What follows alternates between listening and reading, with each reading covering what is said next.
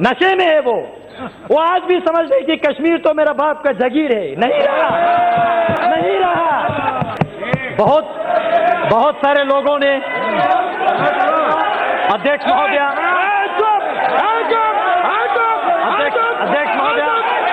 बोलने दीजिए।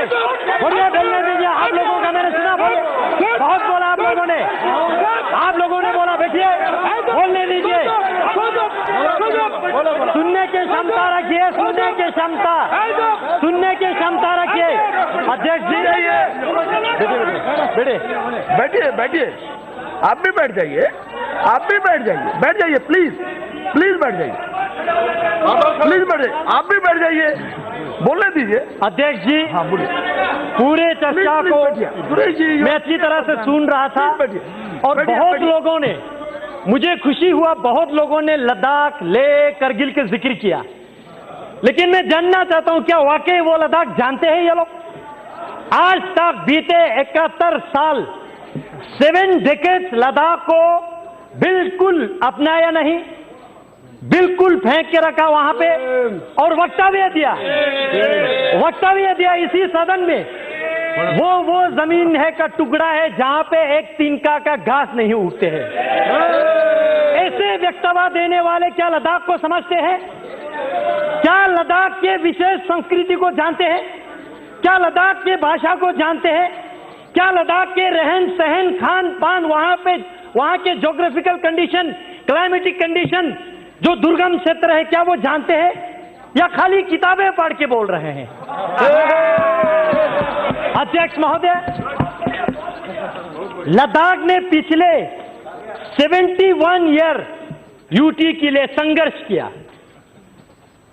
हम भारत देश के अटूट अंग बनना चाहते थे।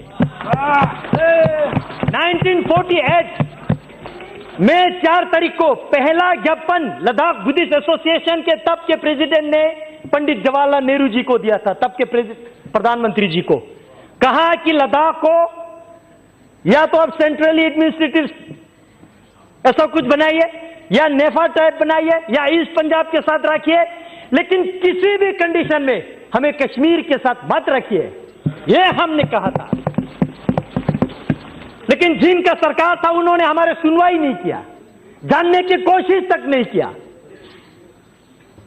और कश्मीर के नीचे आज तक हमारा डेवलपमेंट, हमारा पॉलिटिकल एस्पिरेशन, हमारा पहचान, हमारा भाषा लुप्त अगर हुआ है तो ये आर्टिकल 370 और कांग्रेस पार्टी जिम्मेवार है। अध्यक्ष जी, मैं डॉक्टर श्यामा प्रसाद मुखर्जी जैसे वीरों का, कुशोक बाकुला रिम्पोची जैसे महान व्यक्तियों का, थुप्तान सेवांग जैसे जिन्होंने लद्दाख को यह दिशा दिया कि हमें भारत के साथ रहना है, भारत के जयकार करना है, अपने देश के लिए मत मिटने के लिए तैयार रहना है। और आज तक बहुत सारे यहां पे हिस्ट्री का रेफरेंस दे रहा था, मैं याद दिलाना चाहूंगा, चाहे 1965 के वार हो, 1971 का हो, या 1999 का हो, या 1948 के कबीले हमला का हो, इतिहास चेक करके देखिए, लद्दाख ने हमेशा बलिदान दिया, हमेशा देश के लिए मर मिटने के लिए तैयार रहा। लेकिन दुर्भाग्य की बात है, आज यहां पे मेरे साथी कश्मीर के ऑनरेबल मेंबर पूछ रहे थे, धारा 370 हटने से क्या खोएंगे? मैं एक चीज जरूर कहना चाहूंगा, एक चीज जरूर खोएंगे, वहां 2 परिवार का रोजी रोटी खोएंगे और कुछ नहीं खोएंगे। सिर्फ 2 परिवार का रोजी रोटी खोएंगे और कश्मीर के भविष्य उज्जवल होने वाला है। सभापति महोदय कारगिल के जिक्र कर रहा था यहां पे, और सदन को मिसलीड करने की कोशिश कर रहा था। मैं कारगिल से चुन के आता हूं, मैं गर्व से कहता हूं कारगिल वालों ने यूटी के लिए वोट दिया है। मैं याद दिलाना चाहता हूं सदन को, 2014 के पार्लियामेंट्री इलेक्शन में यूटी हमारे लद्दाख के टॉप मैनिफेस्टो पे था और लद्दाख वालों ने, मेजॉरिटी ने यूटी के लिए वोट दिया। 2019 के इलेक्शन में फिर हमने यूटी को इलेक्शन मैनिफेस्टो में लेके आया और हमने दोनों डिस्ट्रिक्ट में, चाहे बुद्धिस्ट का हो चाहे मुस्लिम का हो, दोनों डिस्ट्रिक्ट में, लेह का हो करगिल का हो, हर क्षेत्र में हर लोगों के दरवाजे पे जाके हमने लोगों को यूटी समझाया ये क्या है। और लोगों ने बड़ी बहुमत के साथ आज तक लद्दाख में जितना भी पार्लियामेंट्री इलेक्शन हुआ है, रिकॉर्ड मार्जिन के साथ ये सदन में मुझे आने का लोगों ने अवसर दिया।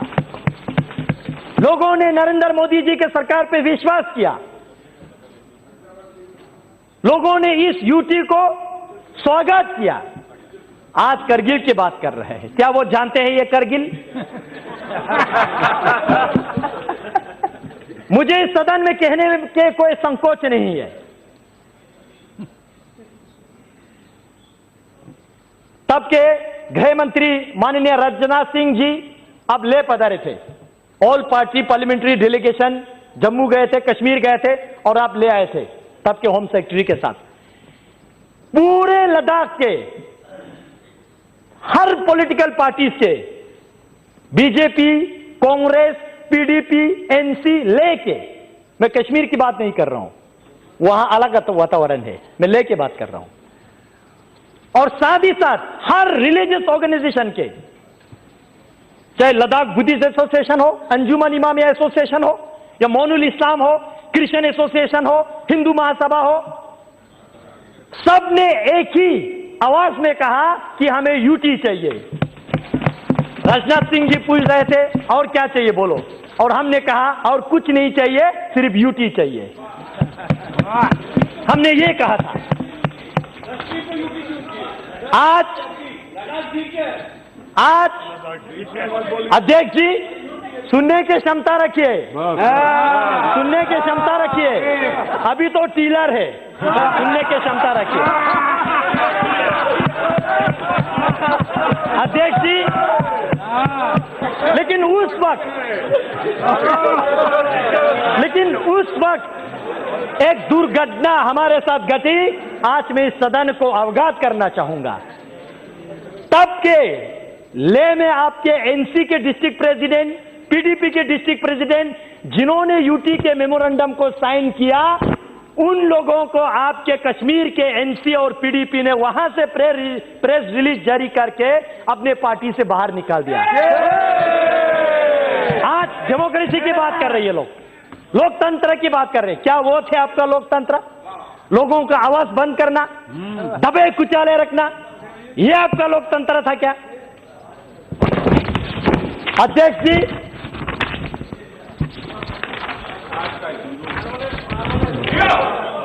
जी, मैं कल 11 बजे राज्यसभा के चर्चा शुरू होने से अभी तक मैं सुन रहा था, बहुत लोगों ने इक्वलिटी की बात किया।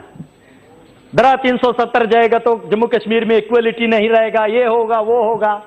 मैं सदन से पूछना चाहता हूं, आपके माध्यम से इस सदन में मैं उनको पूछना चाहता हूं जो ऐसा वक्तव्य देते हैं।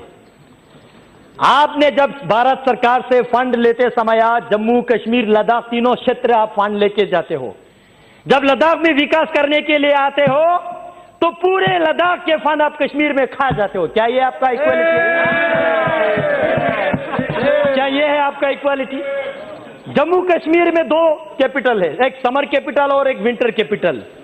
मैं पर्टिकुलरली मेंशन करके मैं आपको कह रहा हूं, दोनों वहां पे सिविल सेक्रेटरीट है। आप डेटा खोल के देखिए, उस सिविल सेक्रेटरीट में लद्दाख के कितना मुलाजिम है। क्या यह है आपका इक्वालिटी? अगर आप 1000 एम्प्लॉयज क्रिएट करते हो, जॉब क्रिएट करते हो, जम्मू वाले तो खैर लाख झगड़ के कुछ ले लेते हैं, लेकिन लद्दाख वालों को 10 नौकरियां भी आप नहीं देते। क्या यह है आपका इक्वालिटी? हसनैन मसूदी जी यूनिवर्सिटीज की बात कर रहे थे, मैं उनके साथ कांग्रेस वालों को याद दिलाना चाहता हूं। मैं कांग्रेस वालों को याद दिलाना चाहता हूं, आपने 2011 में कश्मीर में आपने एक सेंट्रल यूनिवर्सिटी दिया, जम्मू में एक सेंट्रल यूनिवर्सिटी दिया। जम्मू वालों ने लाट जगड़ के दिया नहीं, लाट जगड़ के लिया। लेकिन उस वक्त मैं स्टूडेंट यूनियन का लीडर था। हमने जम्मू में जितने पढ़ाई करने वाले स्टूडेंट को रोड पे लाके इनके खिलाफ काले पट्टी बांध के हमने सेंट्रल यूनिवर्सिटी का मांग किया। लद्दाख में एक भी हायर एजुकेशन के इंस्टीट्यूशन इन्होंने नहीं दिया। क्या यह है आपका इक्वालिटी? यह है आपका इक्वालिटी? हाल ही में यूनिवर्सिटी दिया तो नरेंद्र मोदी जी ने दिया।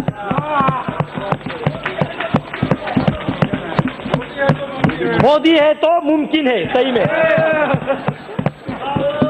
कल राज्यसभा में कांग्रेस के नेता गला फट के कह रहे थे कि भाई लद्दाख के साथ क्या होगा, लद्दाख के साथ क्या होगा।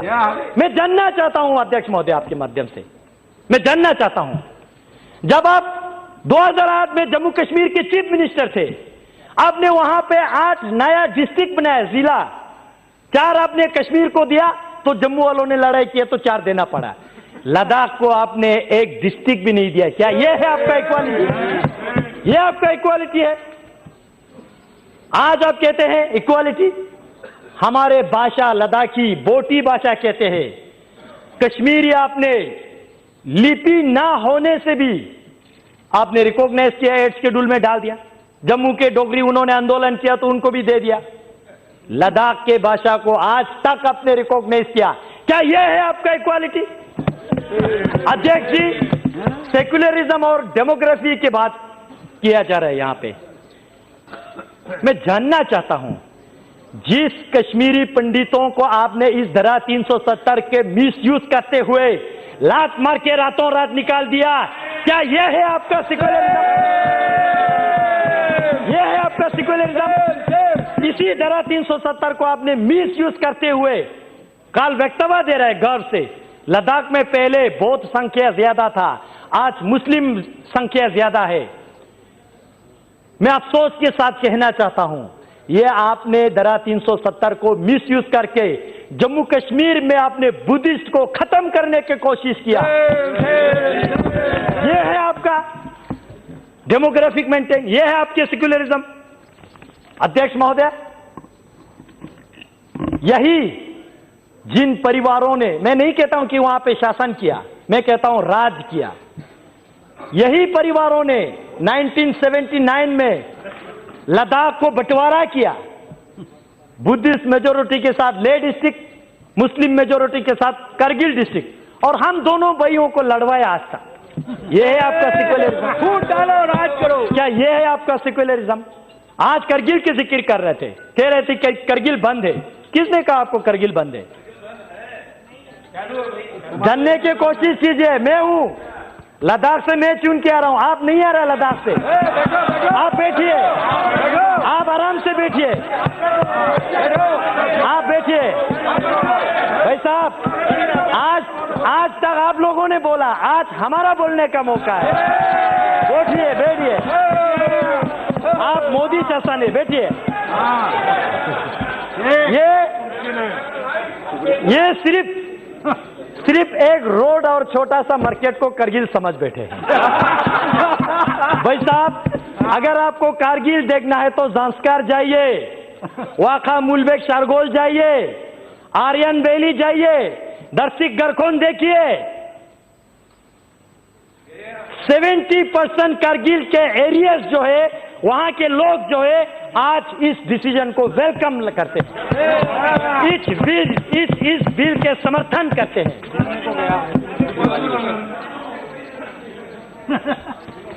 अध्यक्ष जी,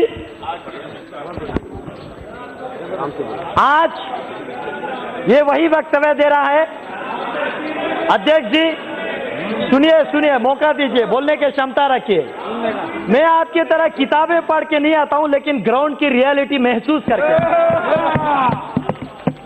अध्यक्ष जी, कारगिल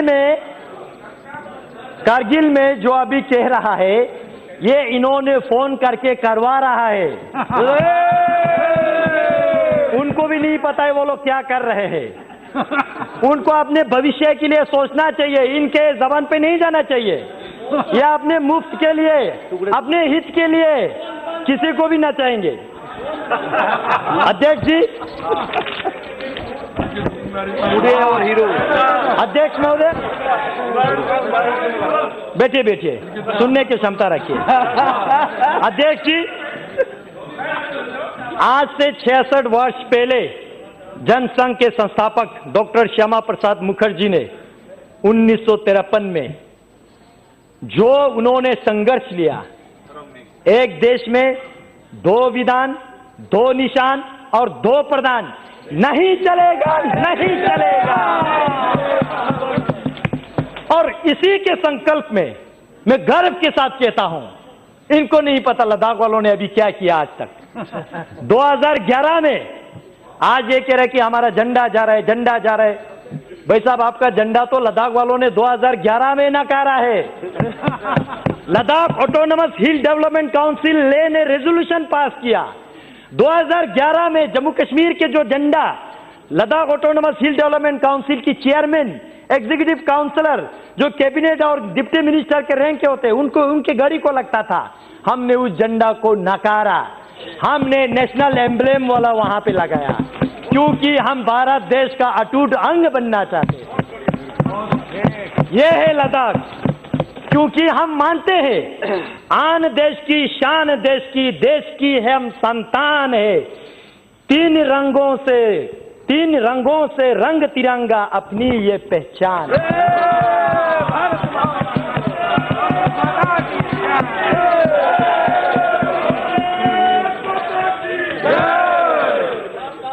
अध्यक्ष जी,